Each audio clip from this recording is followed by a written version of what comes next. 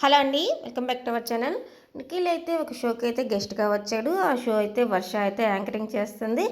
దానికి సంబంధించిన ప్రోమో అయితే వచ్చేసింది. మరి ఆ ప్రోమోలో అయితే నిఖిల్ అయితే యష్మిని నన్ను కలిపి ఫ్యాన్ పేజ్ క్రియేట్ చేసి చాలా ఇబ్బంది పెడుతున్నారు. అమ్మాయికి రేపొద్దున ఫ్యూచర్ ఉంటుంది. ఆ ఫ్యూచర్‌లో తనకి ఏమైనా ప్రాబ్లమ్స్ వస్తుంటాయి కదా! ఇలాంటివి అయితే క్రియేట్ చేయకూడదని నా అభిప్రాయం అని చెప్పేసి అయితే చెప్పుకొచ్చాడు. మరి నిఖిల్ గురించి అందరికీ తెలిసిందే. తన లవ్ గురించి కూడా, తన పర్సనల్ ఇష్యూ గురించి కూడా మరి దాని గురించి అయితే ఈ షోలో అయితే అడిగారు. లవ్ గురించి మీ అభిప్రాయం ఏంటి అని అడిగితే, లవ్ అనేది ఎంతో అద్భుతమైంది. అదెంతో బ్యూటిఫుల్ అని అయితే చెప్పుకొచ్చాడు. అలాగే ఒక లవ్ బ్రేకప్ అయిందంటే అమ్మాయికైతే సింపతి అయితే క్రియేట్ అయిపోతుంది. అదే అబ్బాయి సింపతి క్రియేట్ చేస్తున్నాడు, ఏడుస్తున్నాడు అని చెప్పేసి అయితే బ్యాడ్‌గా వస్తాయి కామెంట్స్ కానీ, ట్రోలింగ్స్ కానీ. అమ్మాయికి ఒకలా ఉంటది. బ్రేకప్ అయితే అబ్బాయికి ఒకలాగా ఉంటుందని చాలా ఎమోషనల్ అయ్యాడు ఆ షోలో ప్రోమోలో అయితే.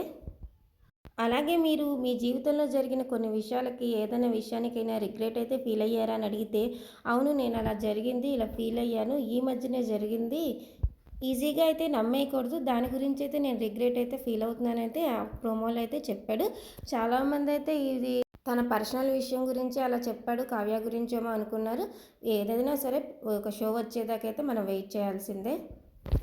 కొన్ని సార్లు ప్రోమోలో చూపించిన దానికి, అలాగే ఫుల్ ఎపిసోడ్‌లో చూసిన దానికి అయితే చాలా తేడా ఉంటుంది.